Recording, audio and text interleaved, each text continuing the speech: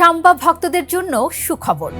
যে ব্রাজিলকে এতদিন সমর্থন করেছে বাংলাদেশ, যে বাংলাদেশের মানুষ এতদিন ব্রাজিলের জন্য কেঁদেছে, ব্রাজিলের জন্য রাস্তায় নেমেছে, ব্রাজিলকে নিজের দল বলে ভালোবেসেছে, এবার সেই ব্রাজিলই বাংলাদেশের বিপক্ষে খেলতে ঢাকায় আসতে চাইছে। ব্রাজিলের 5 সদস্যের প্রতিনিধি দল ঢাকায় এসে জাতীয় স্টেডিয়াম থেকে বসুন্ধরা কিংস অ্যারেনা পর্যন্ত ঘুরে গেছে। মাঠ, dressing room, gallery, media box, অনুশীলন সুবিধা, এমনকি নিরাপত্তা ও অন্যান্য অবকাঠামো দেখেছে তারা। ব্রাজিলের ফুটবল কনফেডারেশন সিবিএফ 5 অথবা 6 অক্টোবর ঢাকার জাতীয় স্টেডিয়ামে বাংলাদেশের বিপক্ষে একটি প্রীতি ম্যাচ আয়োজনের প্রস্তাব দিয়েছে। প্রশ্ন হচ্ছে, ভারতের বিপক্ষে কলকাতায় খেলতে এসে ব্রাজিল হঠাৎ বাংলাদেশের দরজায় কেন? আজকের এক্সপ্লেইনারে জানবো সেই উত্তরটাই। সঙ্গে আছি মৌসুমী সুলতানা। গত 23 আগস্ট রোববার ব্রাজিলের 5 সদস্যের একটি প্রতিনিধি দল বিমানবন্দর থেকে সরাসরি চলে যায় জাতীয় স্টেডিয়ামে। মাঠ, dressing room, gallery, media box, প্রায় পুরো স্টেডিয়ামই ঘুরে দেখে তারা। এরপর তারা যান বসুন্ধরা কিংস অ্যারেনায়। রাতে বাফুফে সভাপতি তাবিথ আওয়ালের সঙ্গে বৈঠক করে প্রতিনিধি দল। আর সেই বৈঠকে উপস্থিত ছিলেন ঢাকায় নিযুক্ত ব্রাজিলের রাষ্ট্রদূত পাওলো ফার্নান্দো দিয়াস ফেরেসো। বাফুফের একটি দায়িত্বশীল সূত্র নিশ্চিত করেছে যে ঢাকার জাতীয় স্টেডিয়ামে বাংলাদেশের বিপক্ষে একটি প্রীতি ম্যাচ খেলার প্রস্তাব দিয়েছে ব্রাজিল। বিশ্বকাপ এলে বাংলাদেশের মানুষ ব্রাজিল, আর্জেন্টিনা নিয়ে মেতে ওঠে ঠিকই, কিন্তু বাংলাদেশের জাতীয় দল সেই বিশ্বমঞ্চে কখনো ছিল না। 2011 সালের 6 সেপ্টেম্বর ঢাকার জাতীয় স্টেডিয়ামে নাইজেরিয়ার বিপক্ষে একটি প্রীতি ম্যাচ খেলতে এসেছিল নিউল্যান্ড মেসির Argentina. In the heart of the city rises a destination built for greatness. International Convention City, Bosundhara. Life takes a new course. সেদিনও গ্যালারি ভরেছিল বাংলাদেশের মানুষের ভালোবাসায়, কিন্তু মাঠে নামার সুযোগ পায়নি লাল সবুজ জার্সি। অর্থাৎ এতদিন বাংলাদেশ ছিল ফুটবল উন্মাদনার দেশ, কিন্তু ফুটবলের বড় মঞ্চে লাল সবুজরা ছিল শুধু দর্শকের সারিতে। বিশ্ব ফুটবলে বাংলাদেশ ও ব্রাজিল দলের অবস্থানের মধ্যে পার্থক্যটা এখনো বিশাল। ব্রাজিল 5 বারের বিশ্ব চ্যাম্পিয়ন, প্রতিটি বিশ্বকাপেই থাকে অন্যতম ফেভারিট হিসেবে।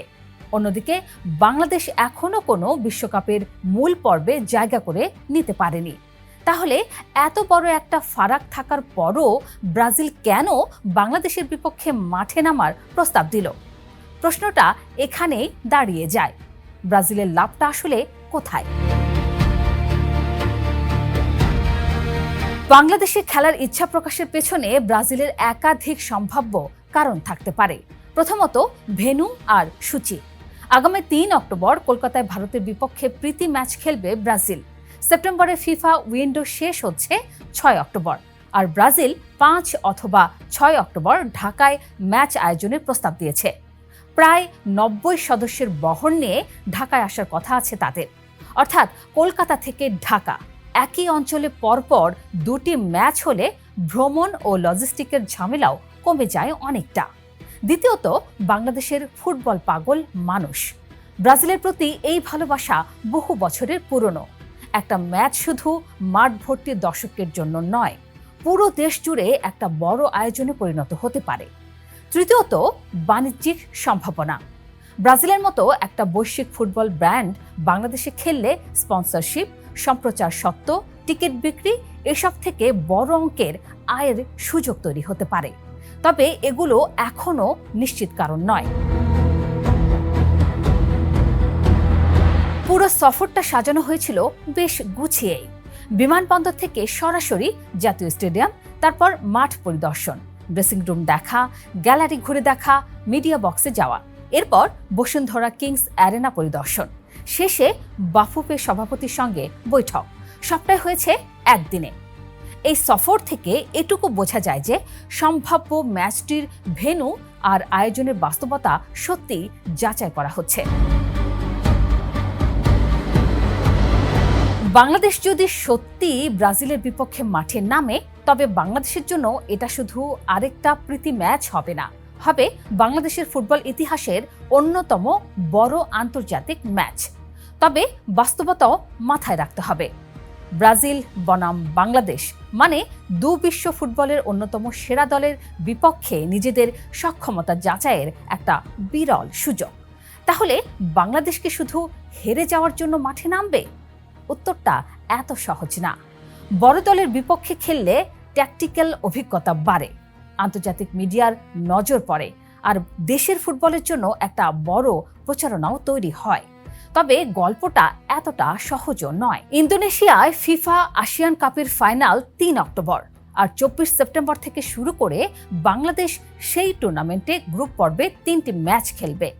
জাতীয় দলের এই ব্যস্ততার কারণেই বাফুফে ব্রাজিলকে তাৎক্ষণিকভাবে চূড়ান্ত সিদ্ধান্ত জানাতে পারেনি। যে দেশে বিশ্বকাপ এলেই মানুষ ব্রাজিল আর আর্জেন্টিনা নিয়ে ভাগ হয়ে যায়, সেই দেশের জাতীয় দল যদি সত্যি একদিন ব্রাজিলের বিপক্ষে মাঠে নামে, তাহলে টিভির সামনে বসে আর কাউকে ব্রাজিলকে সমর্থন করতে হবে না।